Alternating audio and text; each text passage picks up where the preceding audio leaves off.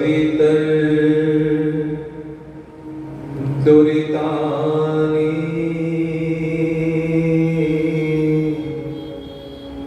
परासु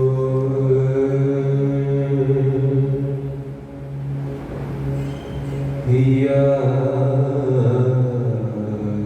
भद्रं तन्नः आसु।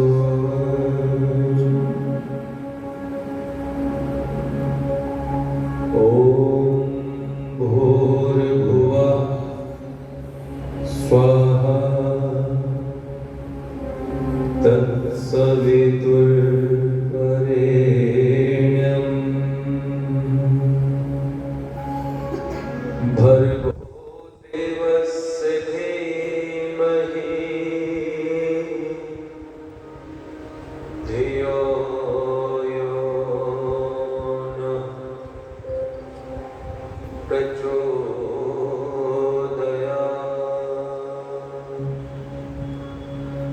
ॐ शांति शांति शांति।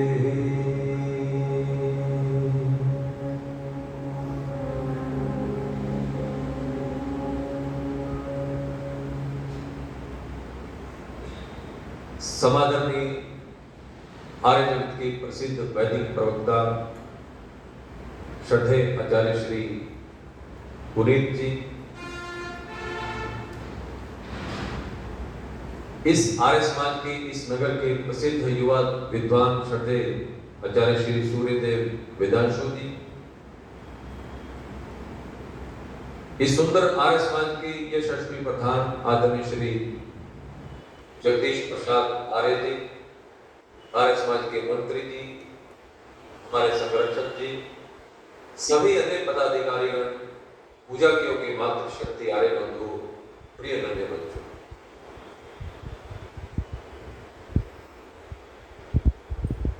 उससे पूर्व हम बहुत ही सुंदर भजन सुन रहे थे। जब ये भजन गा रहे थे तो मन तो यही करता था कि ये भजन गाते रहे और हम उसे सुनते रहे। परम पिता परमात्मा ने सचमुच, मैं अपने हृदय से कहता हूं कि आपको गाने की कला परम पिता परमात्मा ने दी, और इस कला का आप जितना सदुपयोग करेंगे उतना ही आपका जीवन उज्जवल और चमकेगा, और उससे हम लोगों को लाभ मिलेगा।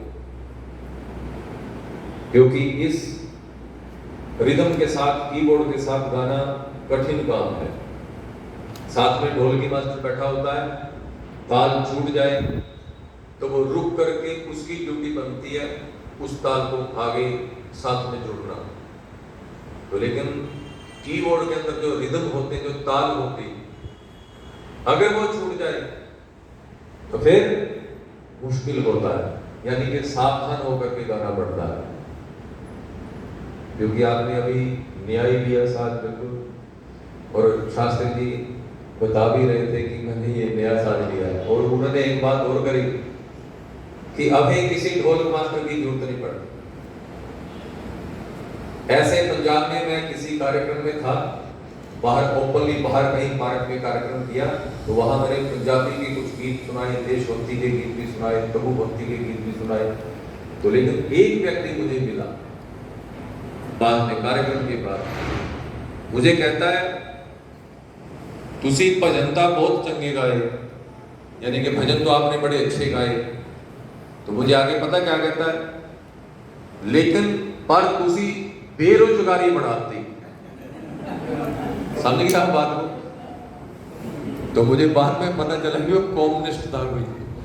वो कहता है कि आपने बेरोजगारी बढ़ा दी, यानी कि एक ढोलकी मास्टर, तबला मास्टर है ना, उसका काम आपने खत्म कर दिया। खत्म नहीं किया, क्योंकि अब जैसे एक अभ्यास हो जाता है उसी तरीके से गाने का। अब बचपन से मेरा प्रयास रहा है कि मैं क्यों ना मैं कुछ ऐसा करूं कि मुझे किसी की जरूरत ही ना पड़े, और फिर साथ में बजाने वाले बड़ी मुश्किल से मिलते हैं। एक से एक कलाकार मिल जाएंगे। पंजाब तो कलाकारों की का खान है, वो तो जलंधर में जाओ, अमृतसर में जाओ, एक से एक तबला आप दंग रह जाएंगे, वो तबला किस प्रकार बजाएंगे। तो लेकिन उन कलाकारों को हम जब अपने साथ जोड़ने की कोशिश करते हैं तो वो जुड़ नहीं पाते। कला के साथ साथ बहुत सारे अवगुण भी साथ में जुड़े होते हैं। इधर मैं मंच पे पहुंच जाऊं और उधर मेरा ढोल की मात्र है ना, बाजार में घूमता हो या छत के ऊपर खड़ा होकर के बीड़ी सिगरेट पी रहा हो, तो ये बहुत सारी ऐसी बातें हैं जिसके कारण से मैंने ये काम ही खत्म कर दिया। तो आप इस सुंदर आर्य समाज में, सुंदर व्यवस्था में मेरा भी मन कर रहा है कि आप लोगों को अच्छे अच्छे सुंदर सुंदर भजन सुना दिए जाए। हम भी कसर नहीं छोड़ेंगे प्रधान जी, अपनी तरफ से हम भी अर्पित कर देंगे सब कुछ जी। तो सर्वप्रथम जो मैं भजन आपकी सेवा में प्रस्तुत करूंगा, ये गीत मुझे बहुत ही प्रिय लगता है और कवि ने क्या कमाल का लिखा है। तुम्हारे दर पे ही योगी मुनि सब सर झुकाते हैं। कितनी सुंदर बात लिखी। तुम्हारे दर पे ही योगी मुनि सब सर झुकाते हैं, तुम्ही से प्रेम करते हैं, तुम्हारे गीत गाते हैं। तो उस परमात्मा की ये जुबान परमात्मा ने दी है, तो इसका सदुपयोग करना चाहिए। प्रभु भक्ति के गीत और राष्ट्रभक्ति के गीत गाने चाहिए। आइए भजन मैं गाऊंगा, लेकिन भाव को ध्यान में रख करके आप सुनेंगे तो आपको आनंद मिलेगा, प्रेरणा मिलेगी। आइए सुनिए।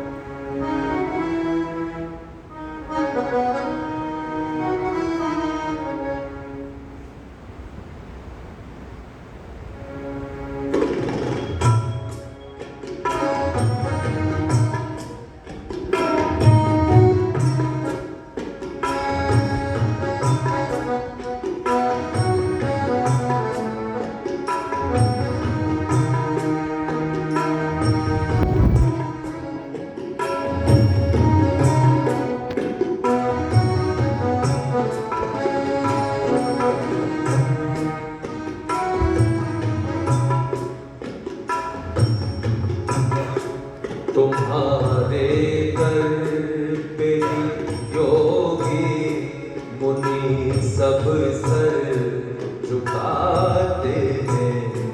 तुम्हारे दर पे योगी मुनि सब सर झुकाते हैं, तुम्हीं से प्रेम करते हैं, तुम्हारे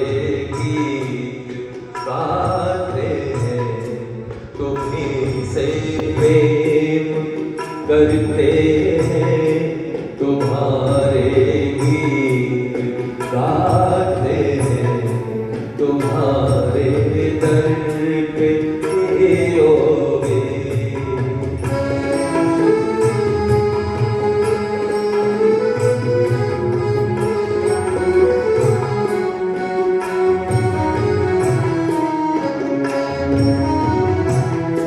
सभी को आसरा तेरा, तुम्हीं रक्षक व पालक हो। सभी को आसरा तेरा, तुम्हीं रक्षक व पालक हो। तुम्हीं माता पिता सबके, तुम्हीं दुनिया के मालिक हो।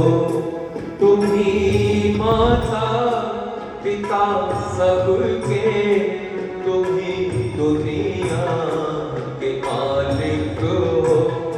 सभी छोटे बड़े तुझसे सदा वरदान पाते हैं। तुम्हारे दर पे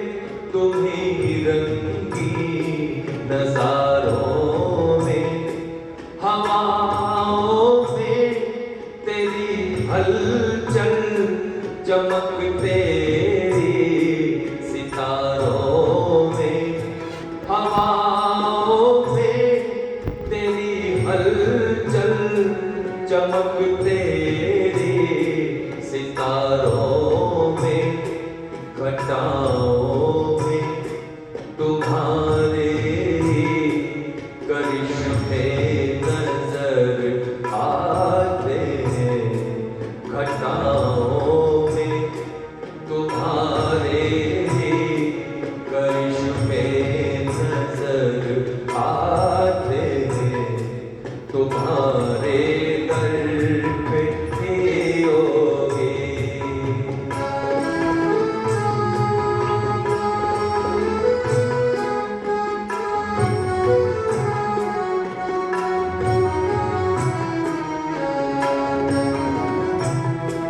तेरे पाबंद हैं जग में, अंधेरे में उजाले भी, तेरे पाबंद हैं जग में, अंधेरे में उजाले भी, अमीरी और गरीबी भी, पुतड़ियाँ में दुशाले में, जहाँ इंसाफ होता है वो दर तेरा बताते हैं, तुम्हारे दर पे योगी मुनि सब सर झुकाते हैं, तुम्हारे दर पे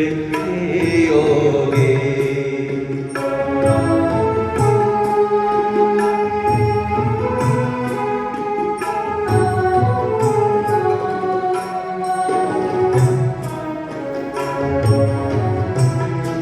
बसा हर एक के दिल में तो फिर बेदोर है, लेकिन बसा हर एक के दिल में तो फिर बेदोर है, लेकिन कोई जाने न पहचाने बड़ा मशहूर है, लेकिन कोई जाने न पहचाने बड़ा मशहूर है, लेकिन निराली शान है तेरी, पथिक गागा सुनाते हैं, निराली शान है,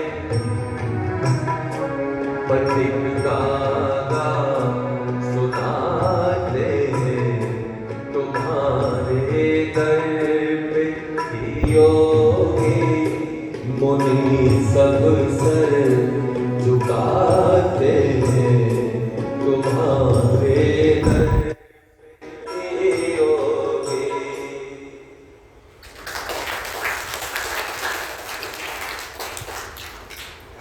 बहुत बहुत धन्यवाद। अगर भजन ठीक से गाया गया तो फिर तालियां ठीक से बजा दो।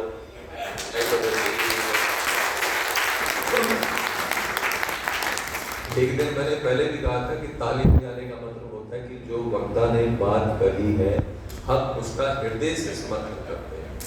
अब समर्थन आपने पता किस बात का करना था? जो मैंने गीत गाया, अगर मेरे गाने में कोई कमी रह गई तो उसको छोड़ो परे, लेकिन जो उसके भाव है उसमें तो कोई कमी नहीं, क्योंकि साधारण तुकबंदी नहीं है ये गीत साधारण नहीं है, ये तेज गति वाले है ना, थोड़े फास्ट किस्म के गीत भजन गाने बड़े आसान होते हैं, लेकिन जो टिकाऊ होते हैं, जो तोड़ तोड़ करके गाने पड़ते हैं, जो ऐसी दादरा जैसी ताल के ऊपर चलते हैं, इनको गाने के लिए बड़ा भारी अभ्यास करना पड़ता है। कभी मैं सोचा करता था बचपन में कि मैं इस प्रकार के गीत गा पाऊंगा कि नहीं गा पाऊंगा। तो उस समय मेरे हाथ खड़े होते थे, ऐसा लगता था कि मेरी बस का नहीं। तो लेकिन जैसे जैसे मैंने अभ्यास किया, जैसे जैसे मैंने रुचि के साथ मैं लगता रहा, तन्मयता के साथ मेहनत करता रहा, तो आज मैं उसमें कुछ प्रयास कर पाता हूँ। क्या कमाल कर, आपको कहीं दूसरे स्थान के ऊपर ऐसा गीत नहीं मिलेगा। दिशाओं में तेरे जलवे, लोग कहते हैं परमात्मा नजर नहीं आता, हम कहते हैं हमारे पास आओ हम दिखाते हैं। दिशाओं में तेरे जलवे, तुम ही रंगीन नजारों में, हवाओं में तेरी हलचल, चमक तेरी सितारों में, घटाओं में तुम्हारे ही करिश्मे नजर आते हैं, तुम्हारे दर पे योगी उन्हीं सब सर झुकाते हैं। जैसे महापुरुषों ने उस परमात्मा की उपासना की, उसी प्रकार हमें भी करनी चाहिए। जो परमात्मा कण कण में, क्षण क्षण में, हर जगह समाया हुआ। मैंने प्रातःकाल की बेला में बताया था कि परमात्मा की रचना को बड़ी बारीकी से देखना चाहिए, लेकिन हम नहीं देखते। दूर जाने की जरूरत नहीं है, केवल अपने शरीर की बनावट को ही कभी आप बड़े ध्यान से देखो। शरीर का एक एक अंग इतने सुंदर ढंग से परमपिता परमात्मा ने इस चोले की रचना की है कि आप एक तिल मात्र भी त्रुटि नहीं निकाल सकते, गलती नहीं निकाल सकते। ये जो नाक है ना, बिल्कुल मुख के ऊपर फिट किया। ध्यान से सुना मेरी बात। कहां फिट किया नाक? मुख के ऊपर। और इसके नथने जो होल है वो नीचे को फिट किए। क्यों जी? कोई व्यक्ति आपके हिसार में ऐसा तो नहीं जिसका नाक नीचे की बजाय ऊपर को है? कोई हिसार में तो क्या पूरी दुनिया संसार में नहीं मिलेगा। अगर अच्छा थोड़ी देर के लिए उल्टी कल्पना ही करके देखो, अगर ये हमारा नाक उल्टा होता, ऊपर को होता, फिर क्या होता है? नहीं? हाँ, कितनी महत्वपूर्ण बात है। ये चश्मा नहीं लगना था, नंबर 1। और नंबर 2 फिर क्या हो रहा था? जब बरसात पड़नी थी, समस्या तो उस समय पैदा होनी थी ना जब बरसात पड़नी थी। और जब डब्बे पानी के उठा करके ऊपर घेरने थे ना नहाने के लिए, तो सारे का सारा पानी अंदर ही जाता। तो फिर बड़े दुखी सीखे लगते और पता नहीं पूरा हाल होता। रोटी का टुकड़ा, ध्यान से सुना मेरी बात। रोटी का टुकड़ा मैंने तोड़ा, दाल सब्जी में लगाया। देखो क्रियाएं कितने सुंदर तरीके से और एंड सही मौके पर हो रही, आगे पीछे नहीं होती, बिल्कुल नहीं होती। दाल में मैंने सब्जी में रोटी का टुकड़ा तोड़ करके लगाया और मेरा ध्यान नीचे देख रहा हूं, उठा करके जैसे मैं उसको अपने मुख के पास लेकर के गया। अब देखो जैसे जैसे मैं मुख के पास लेकर के जाता हूं, पहले से मुख तो नहीं खुला होता। जब रोटी का टुकड़ा मुख के पास पहुंचता है फिर मुख खुलता है। जो जी कोई तुम्हारे घर कोरोना आया हो, मेहमान आया हो, जो पहले से मुंह खोल के बैठा हुआ है, होगा कोई ऐसा मेहमान? मैंने कहा ठीक समय पर बिरयानी हो रही। तो रोटी का टुकड़ा जैसे मुख के पास गया, मैंने मुख खोला और मुख के अंदर मैं डालने लगा, तो ये ऊपर नाक पीट था। इसने सूंघा, सूंघ करके इतनी तेज गति से इसके सेंसर ने काम किया और वो हमारे दिमाग तक पहुंचा। दिमाग ने एकदम आगे काम किया, एक्शन लिया। तुरंत रोटी का टुकड़ा हमने मुख में नहीं डाला, वापस हमने थाली में रख दिया और अपनी माता श्री को, अपनी बहन जी को आवाज लगाई कि देखना जरा, ये दाल तो थोड़ी मुझे लगता है कि खट्टी हो गई, खराब हो गई। क्यों जी? है ना परमात्मा की रचना। इतना बड़ा कवि इस संसार के अंदर परमपिता परमात्मा के, जिसके बराबर कोई है ही नहीं इस धरती के ऊपर। आज इस धरती के ऊपर तथाकथित लोग भगवान बनने की कोशिश करते हैं और ये भगवान बीमार भी हो जाते हैं, इनका ब्लड प्रेशर भी अप डाउन होता है, इनको हॉस्पिटल के अंदर एडमिट भी करवाना पड़ता है। और फिर एक समय आता है जब ये भगवान तथाकथित कोमा में चले जाते हैं। फिर क्या होता है जब कोमा में चले जाते हैं, क्योंकि मैंने तो अपनी आंखों से तमाशा देखा, नाम लेने की मुझे जरूरत नहीं है। फिर वो भगवान कोमा में चला गया और फिर जी न्यूज के ऊपर, आज तक के ऊपर, दूसरे चैनलों के ऊपर न्यूज आ रही है कि उनके लिए फलां चौक के ऊपर है ना हवन किया जा रहा है, प्रार्थनाएं की जा रही है। किस प्रकार की प्रार्थना की जा रही है कि जाता हैदर कर दो या फिर हैदर कर दो।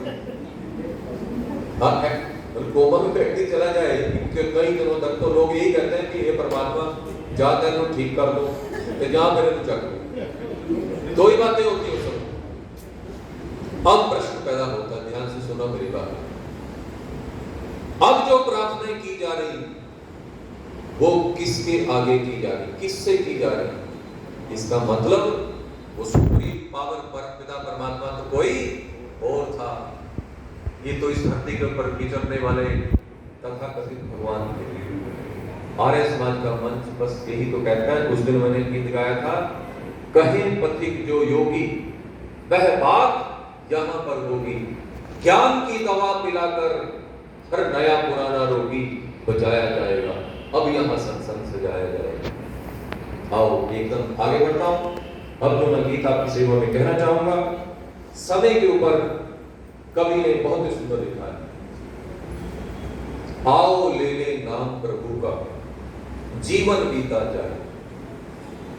और आगे क्या लिखा, जो पल बीत गया जीवन का लौट के फिर ना आए। जो समय एक बार पीछे चला जाता है किसी भी कीमत पर वापस नहीं आता, किसी भी कीमत पर। तो इसलिए सावधान करने के लिए कवि ने ऐसी रचनाएं रची हैं। आओ आपकी सेवा में गीत मैं गाऊंगा, लेकिन आपका ध्यान भजन के भाव की तरफ रहेगा तो आपको लाभ मिलेगा, प्रेरणा मिलेगी। आइए सुनिए।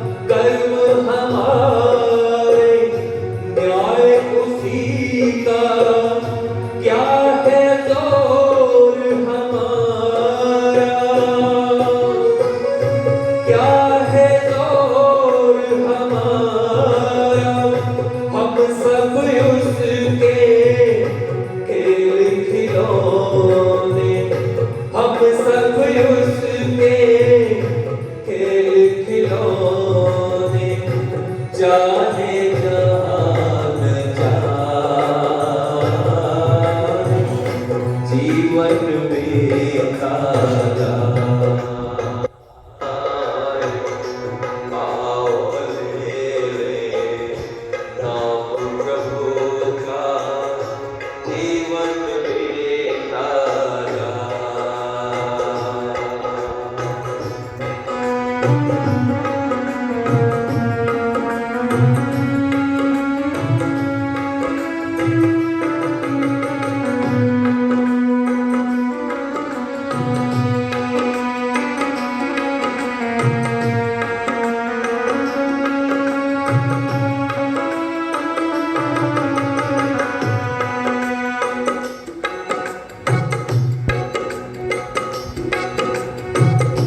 वो चाहे तो रंग बना दे, इच्छा को तरसा दे।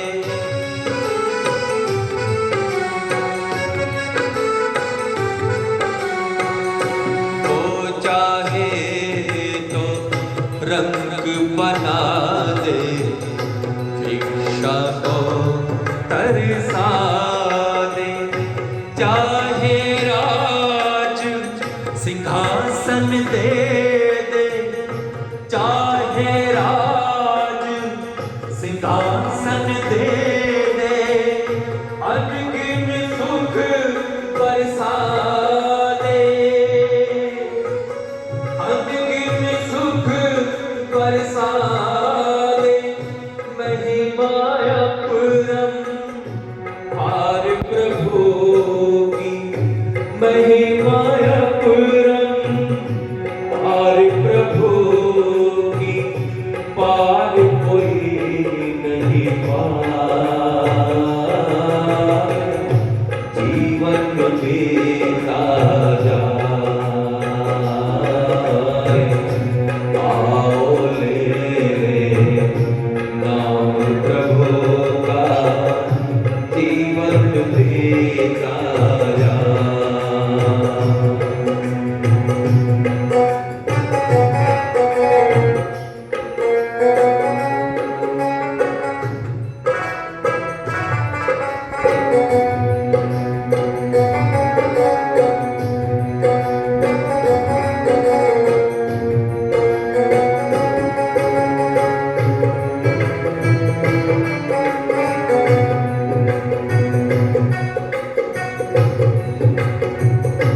सुख की कलियां दुख के कांटे, हंस हंस कर स्वीकारे।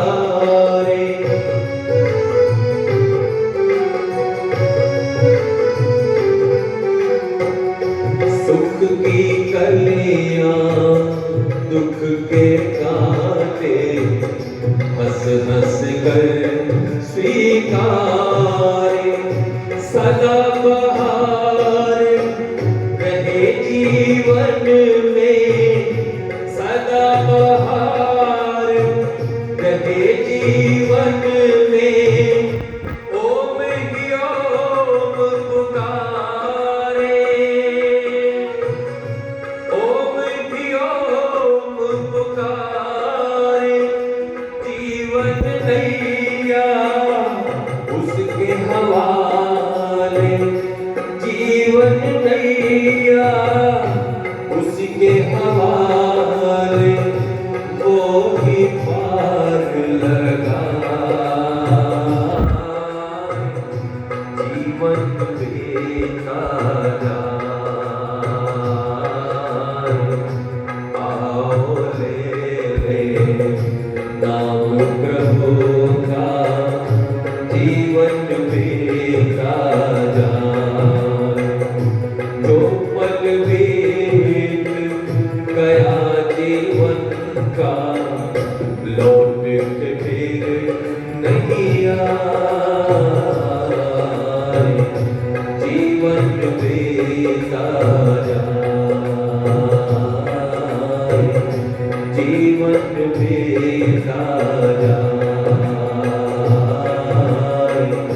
जीवन बीता जाए।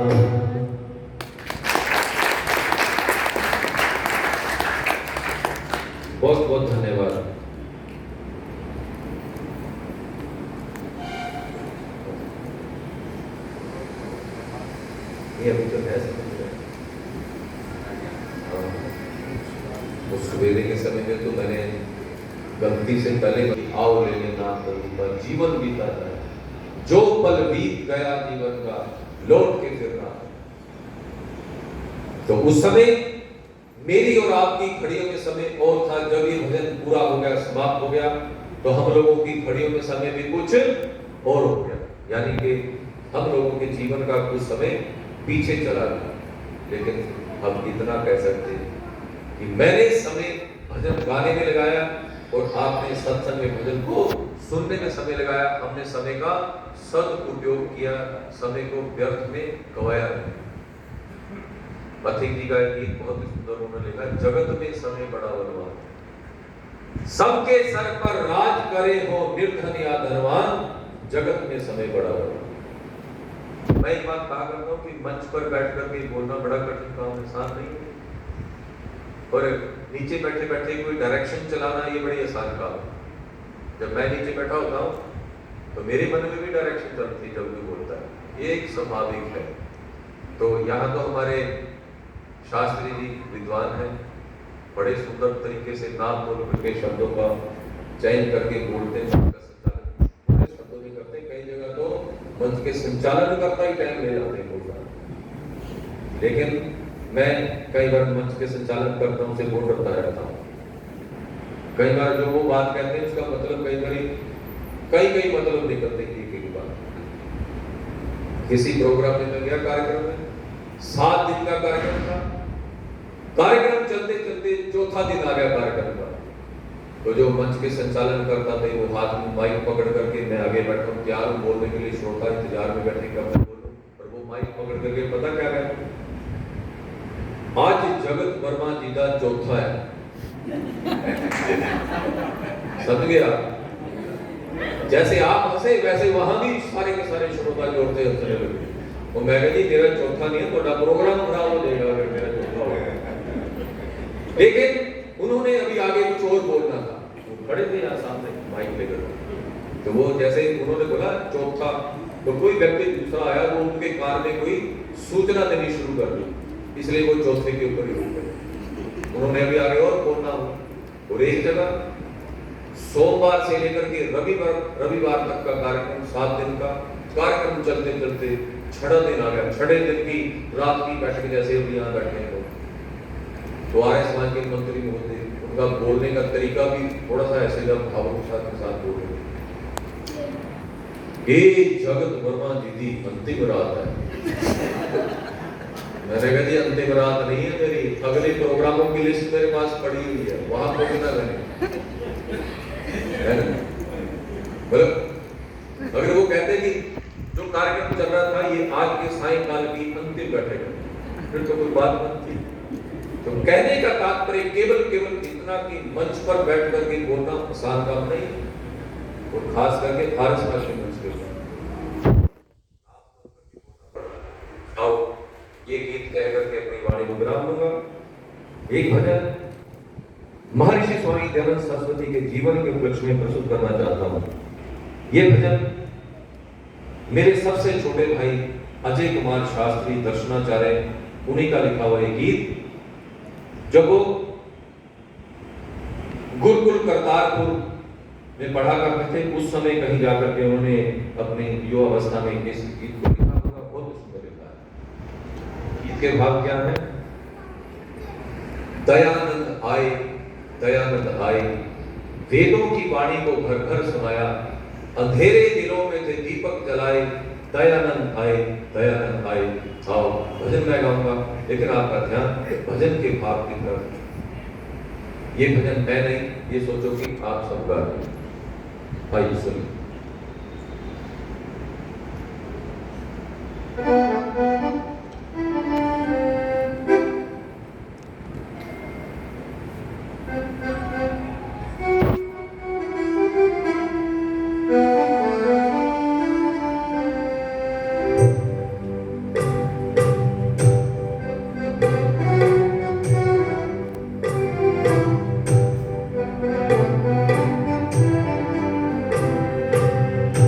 दयानंद आए,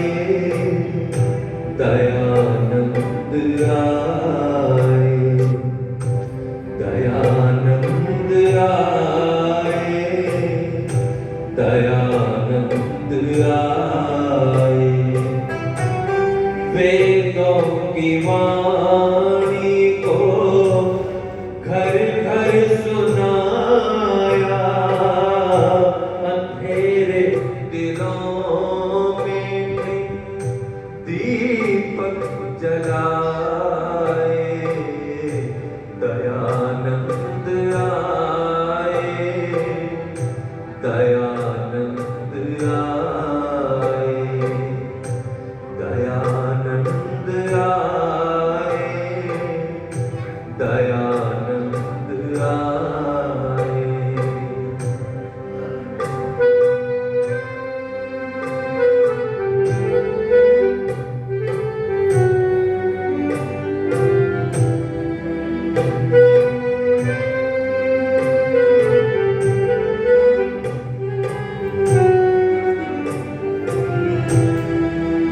चल दिए रात में घर के सुख छोड़कर, चल दिए रात में घर के सुख छोड़कर। माँ की ममता तजी नाते सब तोड़कर। कभी दुख मिला जो हंस के सहा था, चुभे शूल तन में निकली न आए। दयानंद आए, दयानंद आए।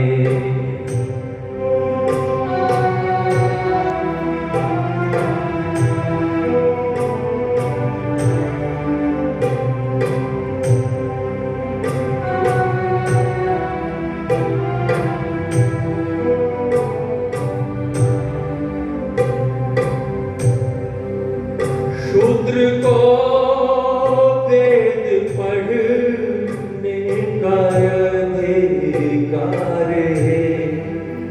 शूद्र को वेद पढ़ने का अधिकार है। विश्व परिवार की नारियां आधार है। इन्हें न गिराओ, ऊंचाई उठाओ, राष्ट्र को बचाओ, यही गीत गाए। दयानंद आए, दयानंद आए, दयानंद आए, दयानंद आए।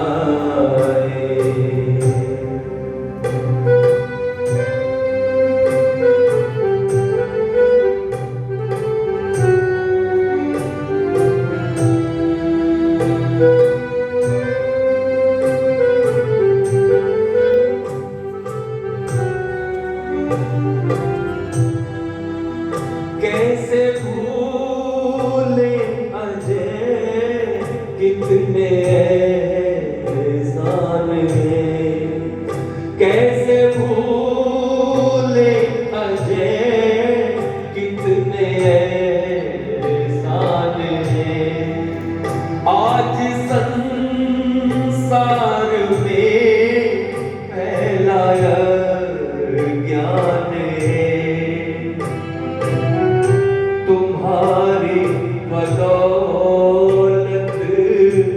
दिया जो जला था, दिल की तमन्नाएं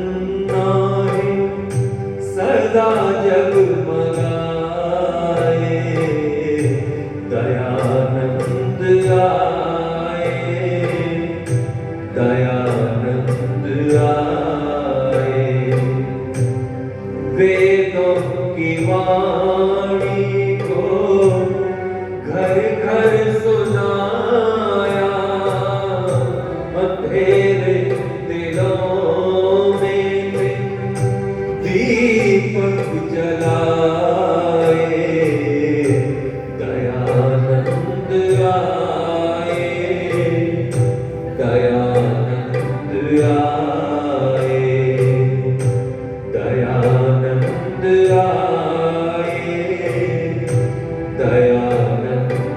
आए, दयानंद आए, दयानंद आए।